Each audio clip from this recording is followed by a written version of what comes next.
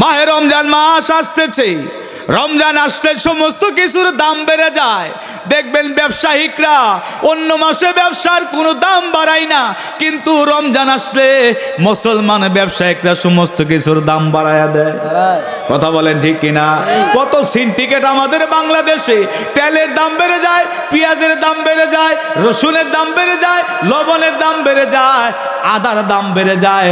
মাহে রমজান মাস আসলে যত সিন্ডিকেট আছে বাংলাদেশে দেখা যায়। কথা বলেন ঠিক কিনা? আল্লাহ তো মাহে রমজান মাসে বলছে শয়তানকে আমি বন্দি করে রাখি।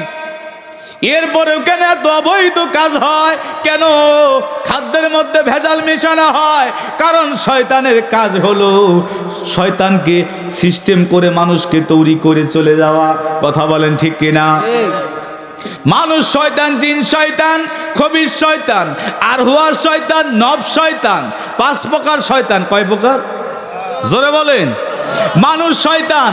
এই যে রমজান মাসে ভেজাল দেয় খাদ্যের মধ্যে, শয়তানকে বন্দি করে রাখা হয়। তারপরেও এই শয়তানটা কেন খোলা? এই শয়তানদেরকে কেন বন্দি হয় না? কারণ শয়তানের কাজ হলো মানুষের মধ্যে ঢুকে শয়তানি করে, শয়তান বানাইয়া তাকে খিলাপুতি দিয়ে আসে চলে যায়। কিন্তু মানুষরূপী কিছু শয়তান আছে। কথা বলে, রমজান মাস আসলে এরা ভেজাল দেয়, দাম বাড়ায় দেয়, সিন্ডিকেট করে। এই সমস্ত ভেজাইলা মানুষদেরকে আমরা বলতে চাই শয়তানের দলে যোগ দিও না, লাভ কম করো। আল্লাহ মাহে রমজান মাসে বরকত দিব, আল্লাহ পাক মাহে রমজান মাসে নাজাত দিব, মাগফিরাত দিব। তুমি যদি নিয়ত করে পবিত্র নিয়ত নিয়ে ব্যবসা করো, এই ব্যবসার মধ্যে আল্লাহ বরকত দিবে মাহে রমজান মাসের ওসিলায়। কথা বলেন ঠিক কিনা?